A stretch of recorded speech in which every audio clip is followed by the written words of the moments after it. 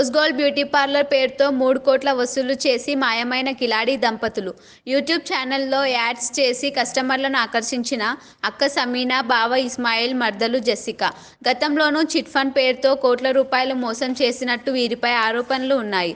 మెదక్, సంగారెడ్డి, సిద్దిపేట, కామారెడ్డి జిల్లాల్లో వందల సంఖ్యలో బాధితులు వీరి మోసానికి బలయ్యారని తెలిసింది. వీరు ఒక్కో బ్యూటీ పార్లర్ ఫ్రాంచైజీ కోసం 3,20,000 వసూలు చేసినట్లు తెలిసింది. వసూలైన మొత్తంతో ఉడాయించిన కేడీలు.